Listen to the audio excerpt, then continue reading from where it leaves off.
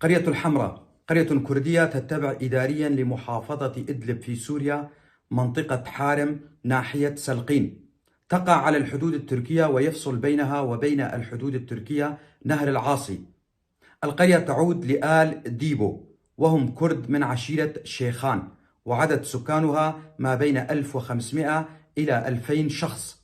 فقدوا لغتهم الكردية، لكنهم يقرون ويفتخرون بأصلهم الكردي. يعمل الأهالي بالزراعة وتربية المواشي، وفيها الكثير من أصحاب الشهادات. وصلتني هذه المعلومات من أحد أبناء المنطقة هناك، وأنا ألقيها بصوتي. أنا علي عبد الله كولو، محام من منطقة درباسية. أتمنى كما يتمنى كل الكرد الناطقين بالكردية أن يتعلم أهلنا في قرية الحمراء لغتهم الكردية، وأن يعلموها لأولادهم، وأن يسموا أولادهم بأسام كردية. فلغتنا الكردية كبقية اللغات هدية من الله، وعلينا أن نتعلمها. دمتم أهلنا في قرية الحمراء.